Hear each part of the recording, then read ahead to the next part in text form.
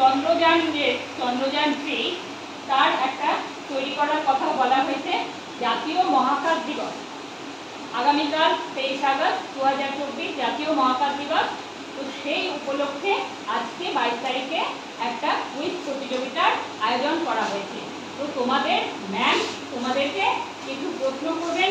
প্রশ্নের উত্তরগুলো অপশান সেটাকে বলে, উত্তরগুলো বলে দেবে। সেগুলো শুনে যেটা ঠিক উত্তর মনে হবে তোমরা হাত তুলবে, ম্যাম যাকে জিজ্ঞাসা করবে সে সঠিক উত্তরটা দেবে। ঠিক আছে? ঠিক আছে, চলো তাহলে শুরু করি। প্রথম ভারতীয় মহিলা মহাকাশচারী কে? Kalpana Chawla, Sunita Williams, Rakesh Sharma, Valentina Tereshkova. বলো অনুশিকা। কল্পনা চাওলা। হ্যাঁ কল্পনা চাওলা বলবে, বলবে। হ্যাঁ কোন গ্রহটি লাল গ্রহ নামে পরিচিত? মঙ্গল, শুক্র, বৃহস্পতি, শনি। শুভাঙ্গী বলবে দাঁড়াবে। মঙ্গল। বসো।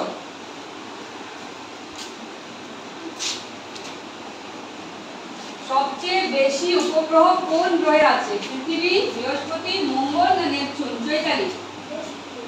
বৃহস্পতি। ঠিক। বলয় গ্রহ কোনটি? নেপচুন, ইউরেনাস, শনি, বৃহস্পতি। কৃতিকা। হ্যাঁ শনি। একটু জোরে বলো তোমরা। সূর্যের প্রধান উপাদান কি? Hydrogen, helium, oxygen, carbon. বলো অর্ষিকা। বসো। সূর্যের সবচেয়ে কাছের গ্রহ কোনটি? বুধ, শুক্র, পৃথিবী, শনি। নন্দিনী। বুধ। বসো। প্রথম ভারতীয় মহাকাশচারী কে? রাকেশ শর্মা, কল্পনা চাওলা, সুনিতা উইলিয়ামস, বিক্রম সারাভাই।